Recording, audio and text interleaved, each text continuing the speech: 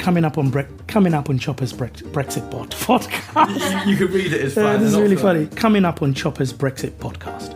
We want Boris to go for a clean break Brexit, and we will then give whatever support we can give him. We will put country before party and support Boris Johnson. Not only will he win a big majority, he'll be a hero. Hello and welcome to Chopper's Brexit podcast. I'm Christopher Hope, the Telegraph's chief political correspondent. This week, MPs and people who don't want a no-deal Brexit to happen are furious. We heard from hundreds of them after the Queen approved Boris Johnson's request to suspend Parliament from mid-September on Wednesday. And since then, Scottish Tory leader Ruth Davidson has quit, House of Commons Speaker John Bercow has called it a constitutional outrage, and Labour leader Jeremy Corbyn has called it a smash and grab on our democracy. So today we're hearing from a Remain supporting Tory MP who is furious with Boris Johnson, Sam Gyimah, the former education minister who resigned to fight on Brexit and also fought for Tory leadership in the summer, is popping into the Red Lion pub. And from two people outside of the House of Commons at the extremes of the Brexit debate. Leader of the Brexit Party and former UKIP leader Nigel Farage will be here to talk about his hopes of striking a deal with Boris Johnson and tell us how his party would approach a general election. And Naomi Smith, the CEO of Best for Britain, a campaign group fighting to keep the UK in the EU, will be popping into the Red Lion pub to tell us why it's a terrible idea for the Queen to make decisions affecting politics. But first up, joining me for the very first time on Chopper's Brexit podcast, the Telegraph's new Whitehall editor, Owen Bennett. Owen, welcome. This is a dream come true. You are a denizen of this pub, aren't you? I was here on Wednesday night, in fact. You were, you? Yeah. Drinking lemonade and listening to the walls to give me information on what's going on. What on earth is going on? I mean, prorogation, I can barely say the word, but that is a big moment in politics, isn't it? Yeah, I think it's Boris Johnson calling the bluff of a lot of the Remainers, because, you know, the Remainers we know got together and they had this big meeting, sort of 5 representatives from 5 or 6 of the Remain parties saying, we're going to table this legislation, we're going to try and stop no-deal Brexit, we're not going to do a no-confidence vote. And Boris Johnson has kind of said, actually, I'm going to curtail the time you've got to do this now. So really, if you want to stop Brexit, you've got to move quickly, you've got to move fast, and actually, you've got to be really upfront about what you want to do. You can't hide stuff. Isn't that the problem? No one has ever been clear about what the other side are trying to do. Isn't the truth that they want to actually keep Britain in the EU, but they can't say that? So they offer other things like a second referendum. And even, you know, if you want to really honour that vote in 2016, you could have voted for any of the 3 votes on the Theresa May deal, which is quite a soft Brexit. Absolutely, and I think that there are many people, like you say, you know, Caroline Lucas, people like that, who just want Britain to stay in the European Union, exactly. But then there's people like, you know, Jeremy Corbyn, Labour leader, who, let's face it, is a Brexiteer by nature. So he actually probably doesn't want to keep the UK in the European Union. So that's another reason why the Remain parties haven't been able to properly unite around one strategy, one team, one vision. And if you look at who was at Cross when it all came out on Wednesday, and I was travelling back in the car from the Lake District, so watching my Twitter feed, but it was basically everyone who Boris Johnson would be delighted to annoy was furious, which all the right people, and the right people across, and the news pictures on Wednesday night, people were protesting outside Parliament. It was people who wanted to stop Brexit. They were the ones that were annoyed. So if you're Boris Johnson, you're going, great. It's a win-win, isn't it? Well, there's not hardly uniting the country, but then Brexit never will, I don't think. Yeah. What will happen, do you think, next week? I think so MPs return on Tuesday, and you've got basically until the following Tuesday to stop Brexit or stop a no-deal Brexit if you're a Remainer supporting MP. I think John Bercow will immediately grant what's known as I think it's a Section 24, Standing Order 24 order, sorry. Okay. Which basically means that it's an emergency debate, and they'll try and do what they tried to do before with the famous Cooper. That's control. That gives control of Parliament time back to Parliament, not the government. Exactly. And they can do what they like in that period. Exactly. And then they'll try and use that to take control of the order paper to try and pass some legislation very, very quickly. One of the smart of things about proroguing is, instead of just breaking up for the conference season, is that when you prorogue, any bill which hasn't yet completed its way through the Houses of Parliament and signed off, then falls. It can't and dies. carry over It can't to carry October. on, has to start again. If you'd just broken up for conference and not prorogued, then you could have started a bit of this before the conference break, and then a few weeks later picked it up. They can't do that now. Amazing. And extraordinary times, isn't it? It's great. And it's great for journalism. Great for journalism. It's a great time All to be going in and it. getting greyer. I mean, in a sense, had they got another 6-month delay until March next year, it simply would have kicked the whole thing down to next March. I think, to a degree, this is resolving this impasse. This is the end game. This is the final bit of the film now, the Brexit, the movie, which I'm sure we're all waiting for. I don't know who's going to play you, Chopper. You'll write the book. But I don't know. You're the biographer of Gove. I am for my sins. By the way, book how much? 12. It's very reasonable. Quick advert allowed. Available from all good bookshops and Amazon. But yeah, we are now in the end game. You know, Dominic Cummings, who's the chief strategist for Boris Johnson, who was the campaign director of Vote Leave. You know, he wants this done. He has got the end game planned, and this is it. So this is the big battle. If this is a Harry Potter film, this will be the big battle at the end of it. Who's Voldemort? Well, I think that's for the readers to decide, isn't it? listeners to decide. Owen Bennett, you've been great. Do come on again. Short but sweet, but please be a regular appearance and a regular person on Choppers Brexit podcast. Lovely, thank you. Now, my next guest needs very little introduction. He's the leader of the Brexit Party, who this week announced his intention to go against the Conservatives in every seat in the country. That means, dear listener, he could be your next Prime Minister. Nigel Farage, welcome back to Choppers Brexit podcast. How are you? Very well indeed, yes. You're looking quite trim and fit. Well, you know, clean living. It's now paying dividends. Off the booze. Well, not There's an election to win, isn't there? Not completely. But no, there's a lot to do. Yeah. There's a lot to do. You know, 63 days to go now until the 31st of October. A new Prime Minister who, and let's be fair, has started off with great energy, optimism, and said some wonderful things. In fact, I thought several times, I was listening to myself in the European election campaign, infrastructure spending, mobile phone connectivity, great stuff. And dealing with the Great Divide up north and, you know, all that stuff. I mean, you know, this is the sort of Brexit party. Isn't that your playbook. problem? He's nicked all your best lines. Oh, yeah, but he's got to deliver, isn't he? Yeah. It's all well and good marching the army up to the top of the If hill. he does deliver a no-deal Brexit, Well, you don't have a job by November, you're back to the fishing. If he delivers a no-deal Brexit, we'll come to the Red Lion, right, you and For I. a proper night. We'll be Not before 11. And they'll kick us out at dawn. I'll be delighted if he delivers it. But the problem is, that isn't what he's trying to do. And I'm surprised how few commentators have actually understood what the Boris plan is. It's dead simple. What is it? Go on. It's dead simple. Spot and a mile off. All right, you have a Queen's speech, October the 14th. You announce in that Queen's speech a whole load of populist policies, and it will be schools, policing, infrastructure, etc., etc. Don't worry about the fact the budget deficit's going to go up, because, and actually, the argument you can borrow money cheaply. And so that's what he'll do, and he'll say, we can only do these things, we can only bring the United Kingdom into the 21st century and put this plan into place if we get Brexit delivered by the 31st of October.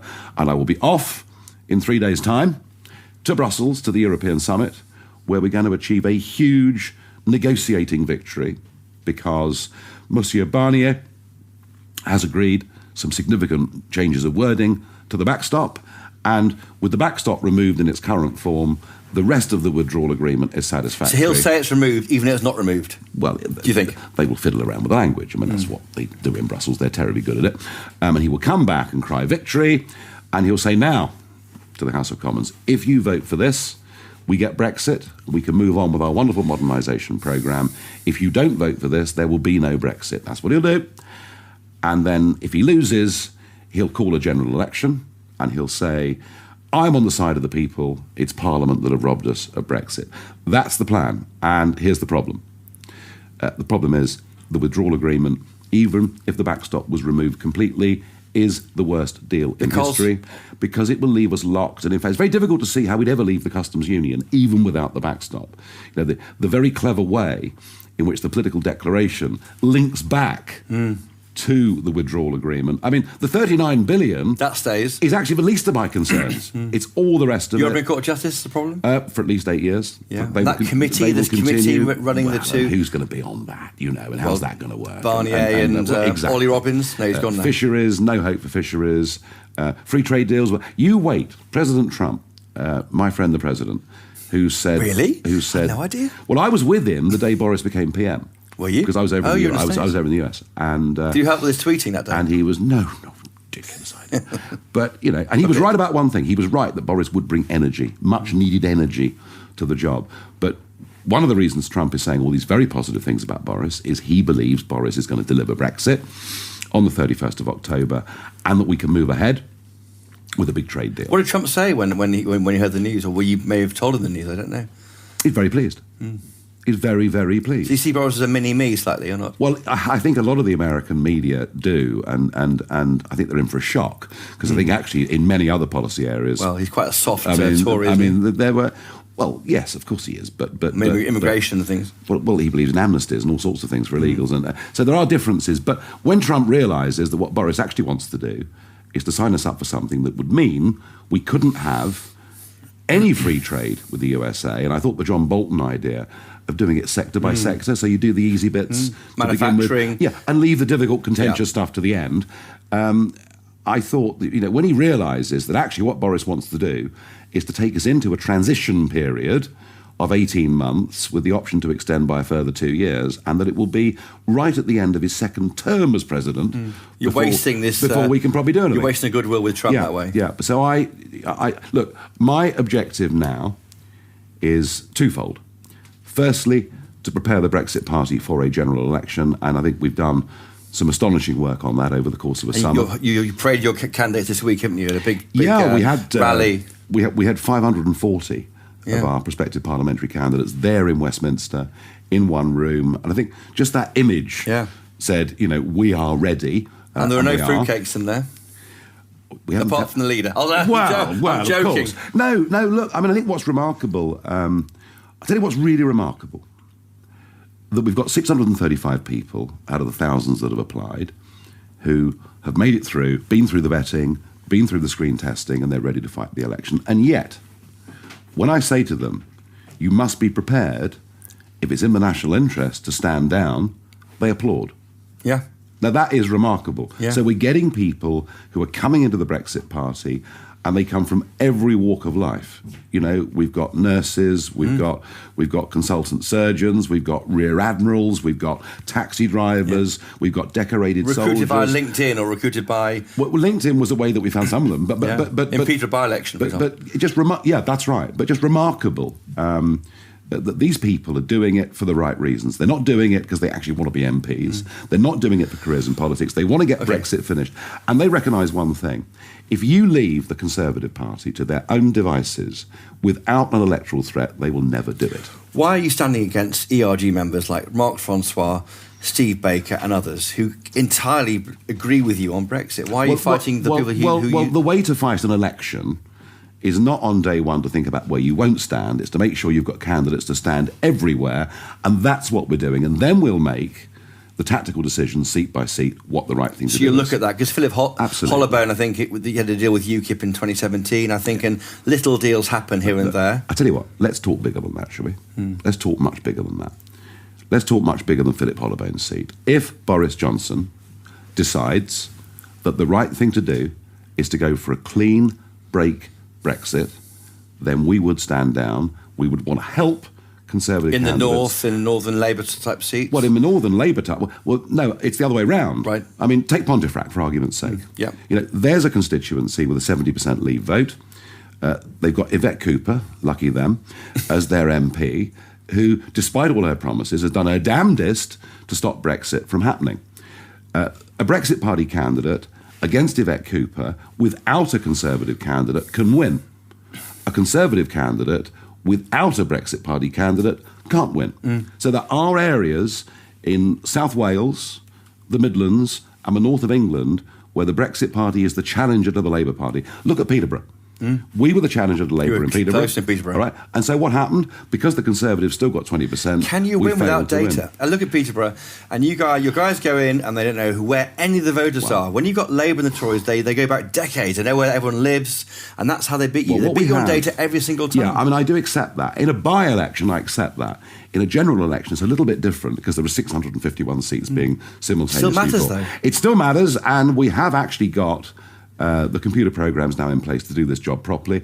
I'm not pretending we haven't got a huge amount to do. You said that to me years ago about your computer programs, and you haven't yet won a by-election. Well, your in a free rivals, fight. your rivals in the Times newspaper wrote yesterday how impressed they were with the technology we've now got in place to fight this campaign. Can I come in and see it? So I think we could probably let the you in. podcast in? I think we could probably let you in and have a look at it. Yeah. I tell you what, we'll do that. Okay, but you got a good chance. And how many MPs might you end up with? I've no Let's say idea. a snap election, November the 1st. I've no idea. Let's put a number. No one's listening. Let Come me on. tell you what my electoral strategy is. All right.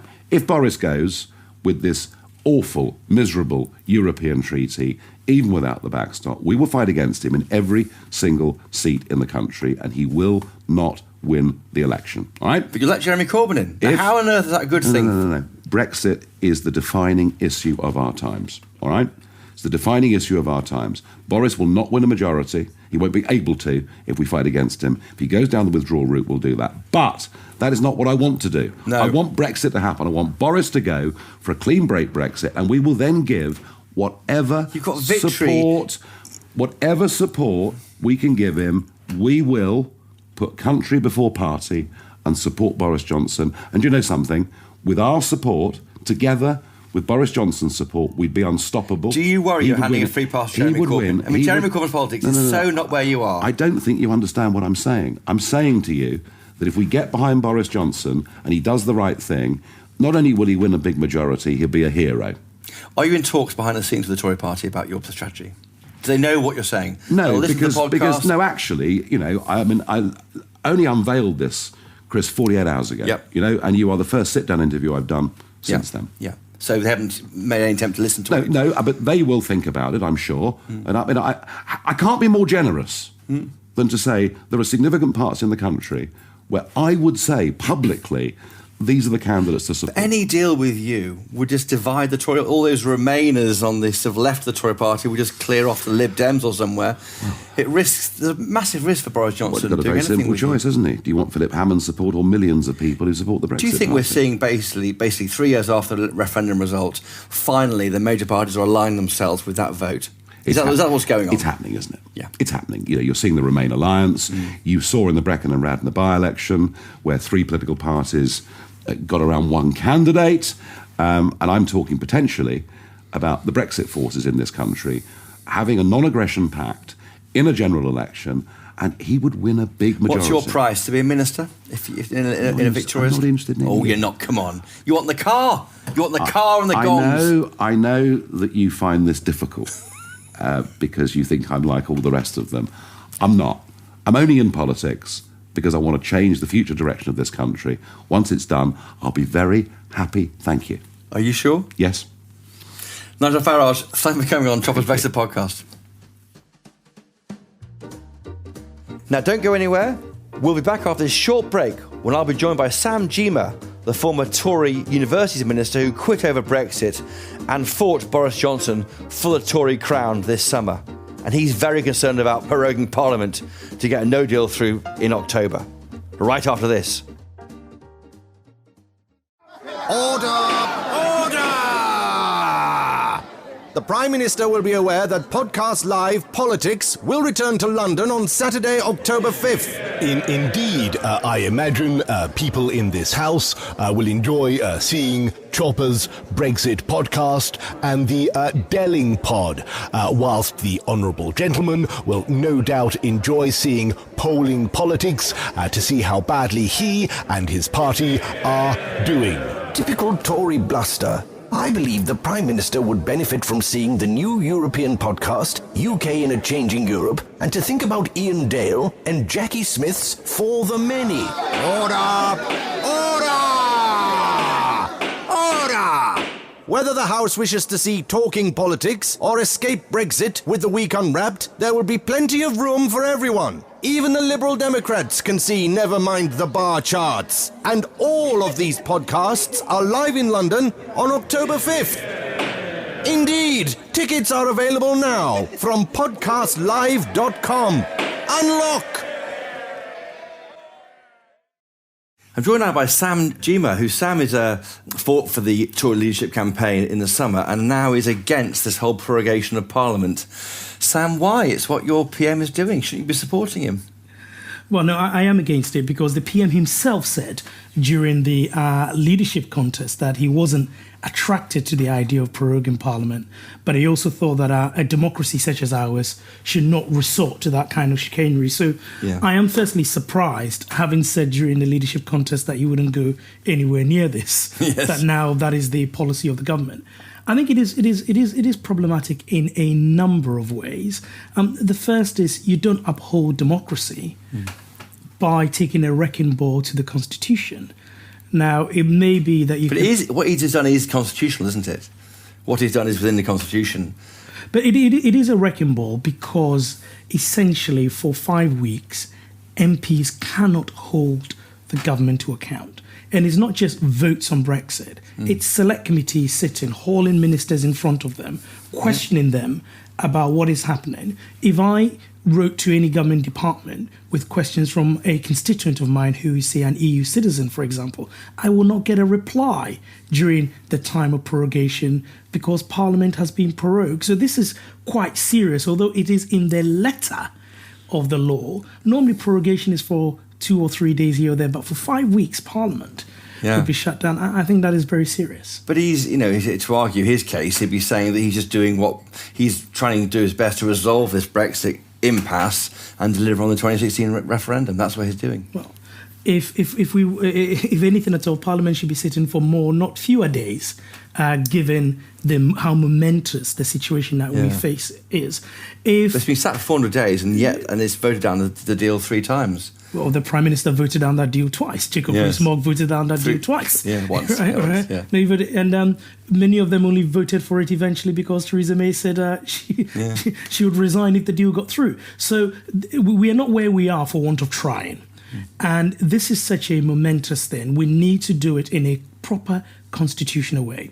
As a Conservative, I know that if Jeremy Corbyn was in Downing Street and I try this, I, like many of my colleagues, would be calling these tactics Trotskyite tactics. And Jacob Rees-Mogg would be with you in that fight, wouldn't he? So it's a dangerous precedent that is being set, and that is why it's a problem. I also think it's unconservative. One of the things we do not do as Conservatives is tear down or abuse institutions in pursuit of ideology.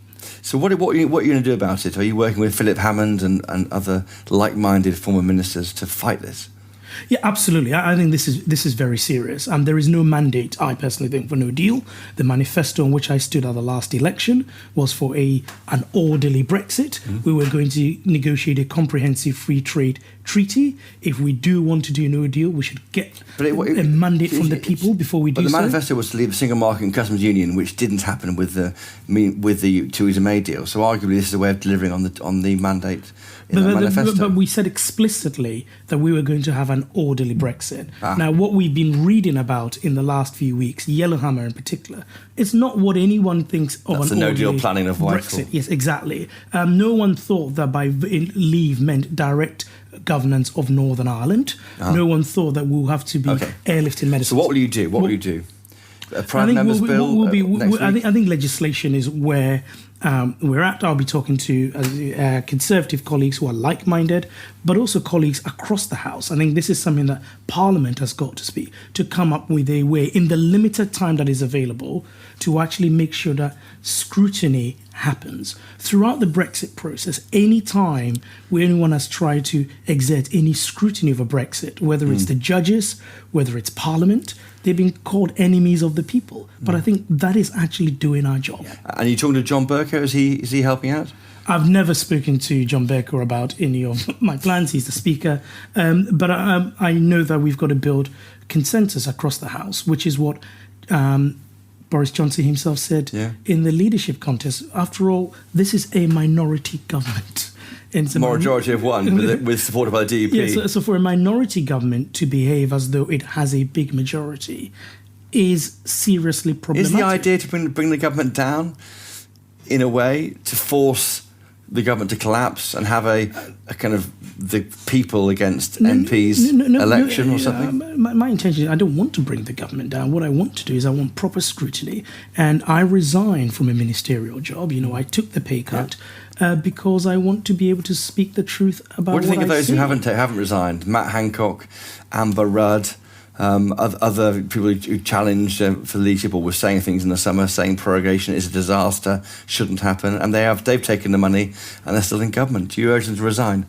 Well, I have respect for Dominic Raab. At least he said what he meant during the leadership contest. But I am extremely surprised by those who only a few weeks ago were putting themselves forward for the highest and most powerful position in this country, arguing that prorogation would be wrong for us, but now are silent on the issue. And I believe that this is the kind of action that gives politicians a bad name. Are they putting themselves before principle? Well, people have to look into their own consciences, but this is an extreme step. They were against it only 5-6 weeks ago. Why are they for it now? Why are they silent now? Well, and I think that is something that a question they've got to answer. What would you say to careerist MPs who are still in government, despite the views you're saying? What's your message to them? Well, it's as I said, I can comment on myself and what I am doing, but I think ultimately for all of us, we have got to stand up and be counted, right? Because the truth will come out, right? And we've got to make sure that we are doing the best by the constituents we serve, because even those constituents who claim that they want what we do might actually turn around and say that's not what we want. Do you worry the party's leaving you? Do you worry that the party you joined and supported and campaigned for so many years and been a brilliant MP for is just moving towards this Brexit position? Labour goes towards Remain and you're left in the middle without a home. Is that a concern? Well, I think, you've been on holiday. What have you been thinking about? I think the Conservative Party, yes, I think parts of the Conservative Party, not all of the Conservative Party, parts of the Conservative Party have certainly moved on from why I am a Conservative. Why am I Conservative? Firstly, I am pro-business. And I am pro-business because I believe that is how you create wealth and that's how you deliver on aspiration. I've got a party now that in many ways appears deaf to the concerns of business. I'm a Conservative because on constitutional matters in our institutions, I believe that we do not wreck them. Now, we are in the process of potentially wrecking our constitution in our attempt to deliver Brexit in a very narrow sense. But also I am Conservative because Margaret Thatcher, who's one of my political heroes and the hero of many Conservatives, completed the single market. Right, that was the height of her achievement. So how does the party now then marry up with those really, really deeply held views you have? Well, I think that is the tussle we are having. That is what in many ways some of the underlying aspects of Brexit are. Now, I think that of course, the line of the summer has been that politicians do not choose which votes to respect, and I agree with that. But at the same time, politicians have a duty to be honest about all the consequences. Are you looking at leaving the party? Philip Lee is considering going for the Lib Dems. Would you ever leave a Tory party? That's not where I am. I've been very clear that I will fight within the Conservative Party for these beliefs. These beliefs have made the Conservative Party the most successful political party in history for the last 200 years. I think they're worth fighting for. Sam Gyimah, thank you so much for coming on Choppers Brexit podcast. It's great to have you on. Thanks for inviting me at last. Yeah, that's right.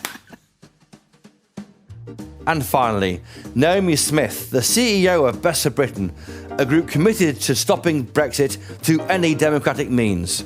Naomi, welcome to Choppers Brexit podcast. Hello. So why is that best for Britain, not having Brexit?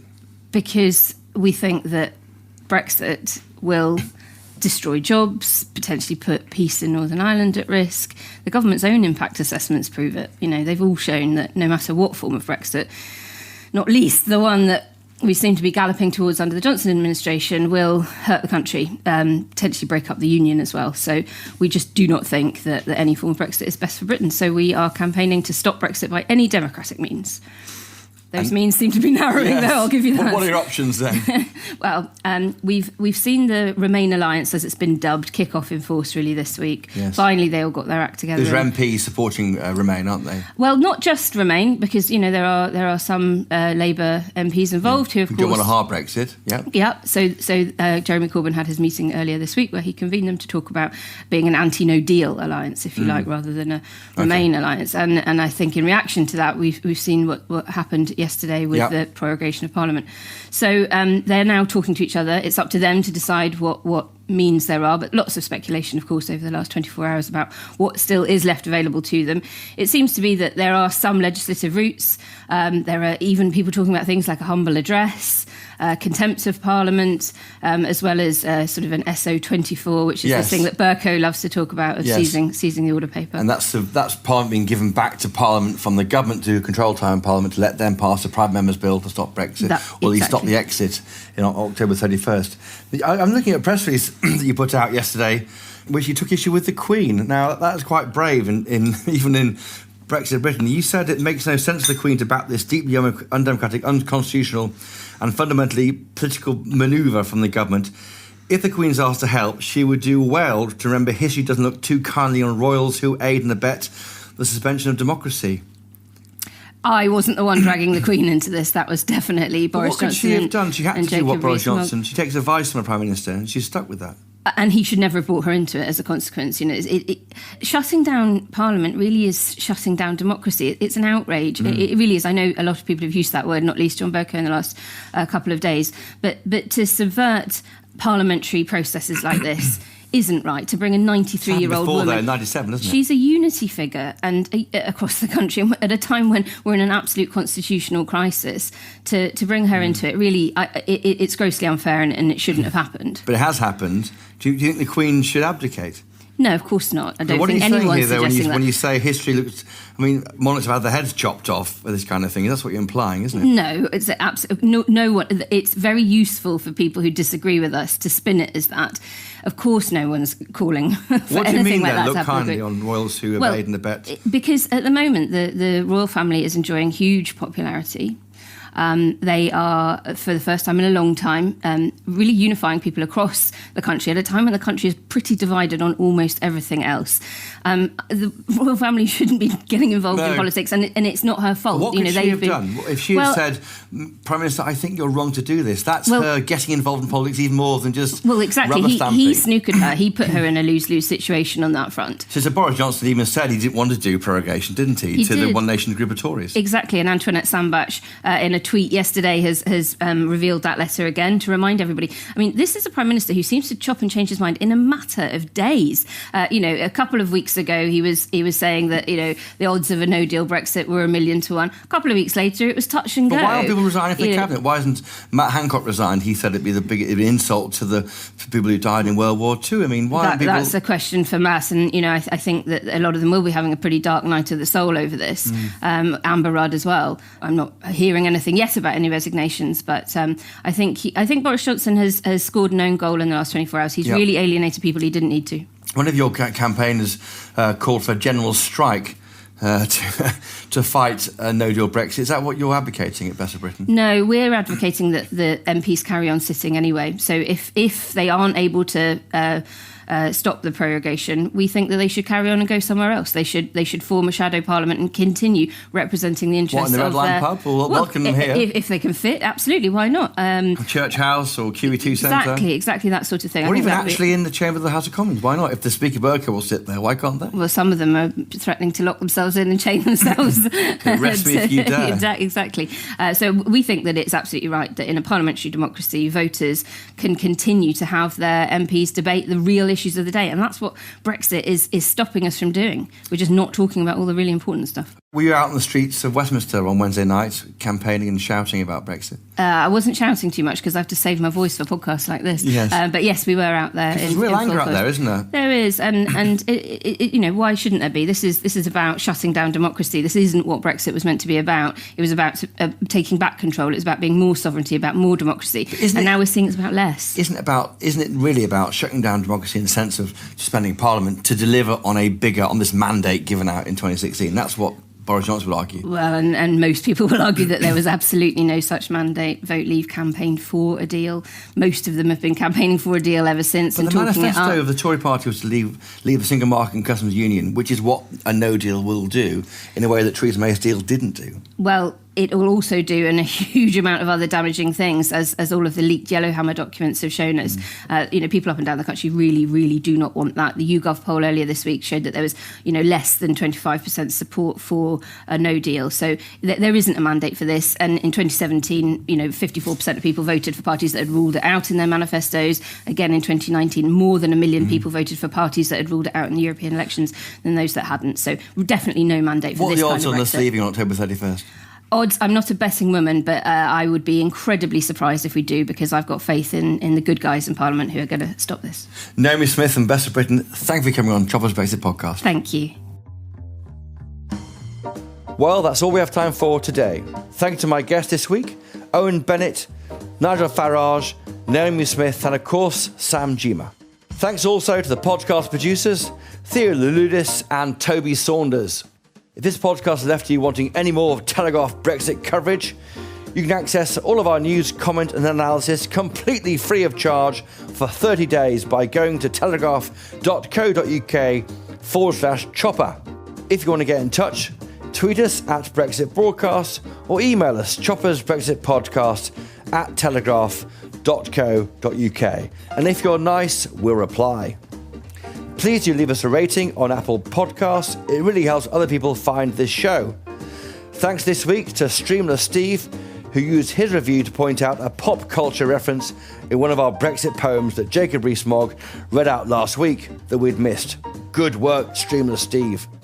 And always buy your copy of the Daily Telegraph. Until next time, cheerio!